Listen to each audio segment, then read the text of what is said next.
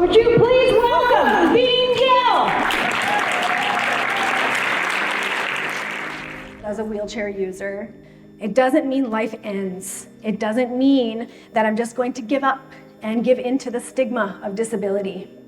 I'm here to challenge it. I'm here to change it, and I'm here to get rid of it. When I started being grateful for what I had, instead of being sad about what I lost, my whole world changed.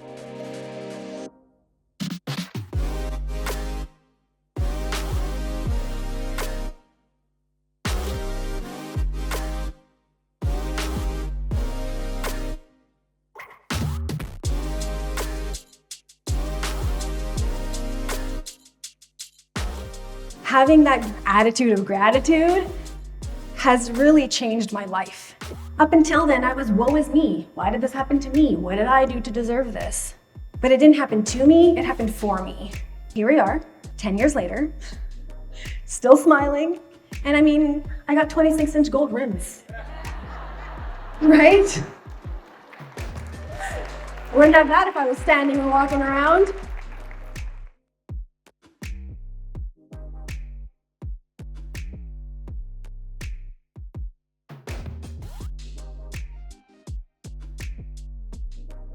I was in Vegas and I was with my friends. I had the most excruciating pain I've ever felt in my low back.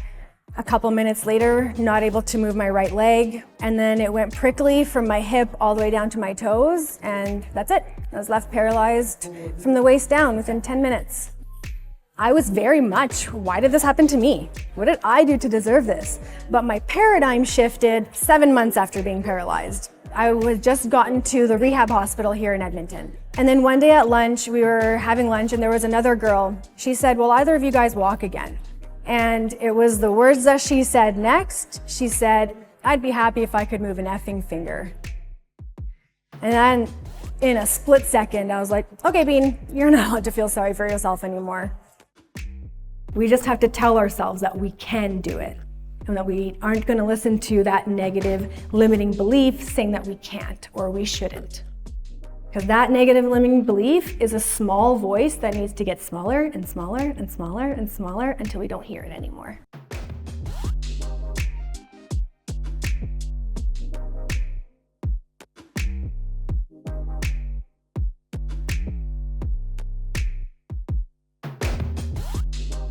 We're here to learn, we're here to grow, we're here to inspire, we're here to be motivated, but most importantly, we're here to have fun. So we're all gonna do it together. I'm giving everybody permission to look silly, act silly, don't care what anybody else thinks of you, okay? Ready? Let's go.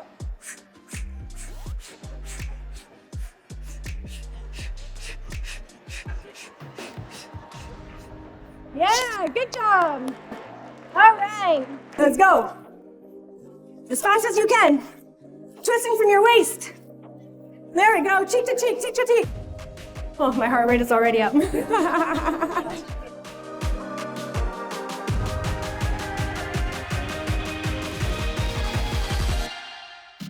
Every airport I went to yesterday, oh ma'am, this way, thank you.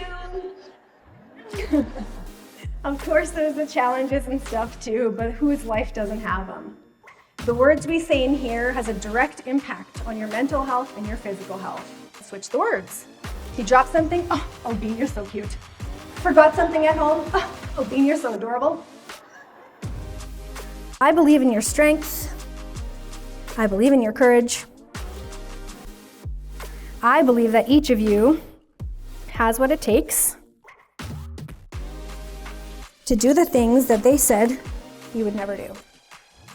When somebody doubts you, when somebody says, I don't think you're going to be able to do that, when somebody doubts you or your abilities, I want you to stand up and show them what you're made of. And tell them, I am strong, I am brave, and courageous.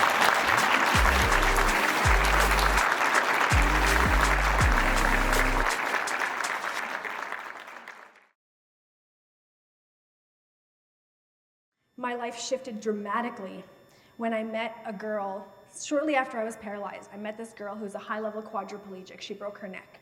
She was in a car accident with a moose, and unfortunately, the moose always wins. She said to me in the rehab hospital as she sat there like this, unable to move anything but her head, she said to my roommate and will either of you guys walk again? And my roommate said, well, this bitch will. And we laughed, right? But I was overcome with guilt, overcome with it. Because at that point, I wasn't walking, I wasn't standing, but I knew I would be. And it was the words she said next that changed my life. As she sat there, and I have her permission to share her story, she sat there and she said, I'd be happy if I could move an effing finger. In that second, I said, Bean, you're not allowed to feel sorry for yourself anymore. It's perspective. In that second, I went from being sad about what I lost, and I had lost a lot, to being grateful for what I have. And these I am grateful for every single day. There's not a day since that day that I have taken my mobility for granted. I have not taken my hands for granted, my eyesight, my hearing, my sense of smell, my sense of taste, my body, being alive. Having that attitude of gratitude has really changed my life. The words we say in here has a direct impact on your mental health and your physical health. And as women, we are programmed to think negatively about ourselves. So I listened to a podcast called Sugar Sugar for Your Lemonade. Shout out to my friends. One of the episodes said, count how many times you use a negative word in your head to talk about yourself. So the next day, I said, okay, I started at 8 a.m. How many times am I going to say something negative? By the time it was 12 p.m., I was at 50, of calling myself dumb, stupid, lazy, dumbass, whatever the words are. And it would be for something ridiculous. Like I drop something on the floor, like, oh, Bean, you idiot, and pick it up. I forget something at home. Oh, Bean, you're dumb, right? Our brain doesn't know the difference between fake and real. So when you're saying these things to yourself, as I was, no wonder I thought nobody thought I was smart. I didn't think I was smart. So in this podcast, they said, switch the words. Say cute and adorable.